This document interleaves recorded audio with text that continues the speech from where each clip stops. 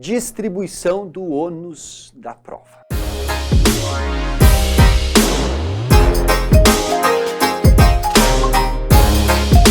Meus amigos, é o seguinte, quando nós falamos aqui sobre a responsabilidade de provar, nós temos o tema de distribuição do ônus da prova vindo à tona.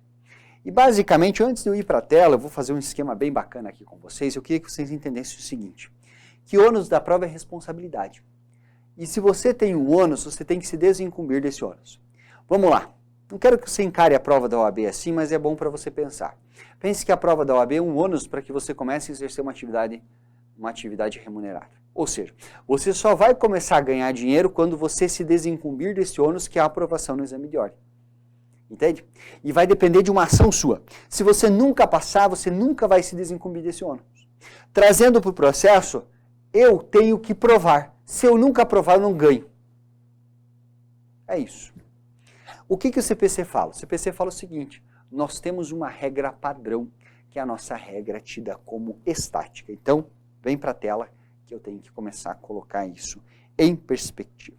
Então, quando eu falo em ônus da prova, você tem que pensar o seguinte, que eu terei basicamente duas regras, ou duas formas de trabalhar aqui.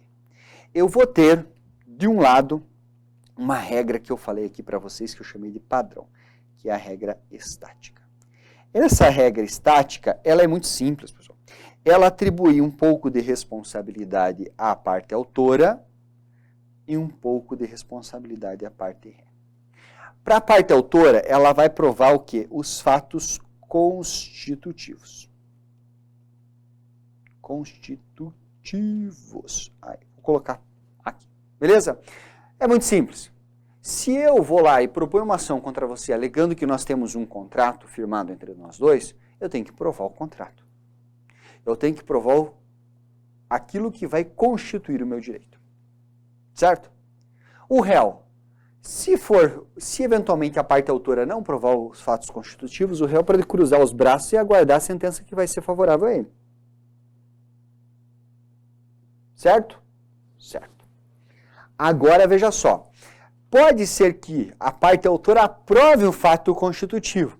Aí o réu vai entrar em cena. Vai dizer, opa, vem pra cá. Ele vai dizer assim, olha, há um fato impeditivo. Há um fato modificativo. Ou há um fato extintivo. E ele vai provar. Pessoal, pense, nós temos um fato extintivo, paguei, temos um contrato sim, a parte provou o contrato, a autora, o réu falou, não, paguei. Ele extingue, certo? Beleza. Modificativo, diz, olha, esse contrato aqui foi substituído, foi novado por um outro contrato. Ou impeditivo, não está vencido ainda. Se ele disse paguei, traga o comprovante. Se ele disse modificativo, traga um novo contrato substitutivo. Se ele diz impeditivo, prova que o termo não aconteceu.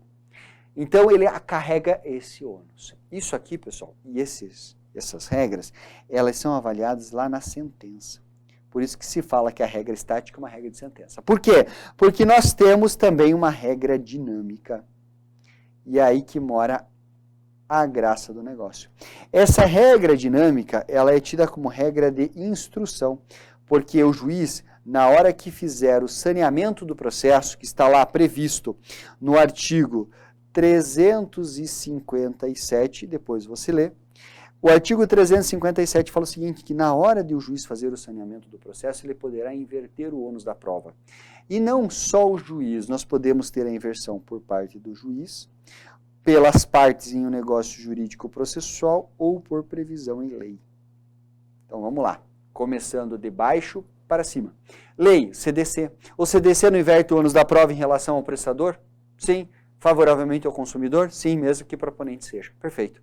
Negócio jurídico processual. As partes optam por decidir quem prova o que no processo. Pode ser também. Claro, a não ser que você vá gerar uma onerosidade excessiva para uma das partes da qual ela não consiga se desincumbir.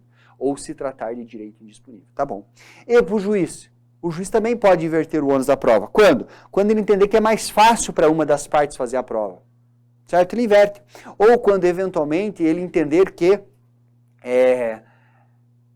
a outra parte tem uma dificuldade excessiva, não consegue fazer a produção de prova, ele também poderá inverter. Perfeito, pessoal? Então, o ônus da prova está aqui para você.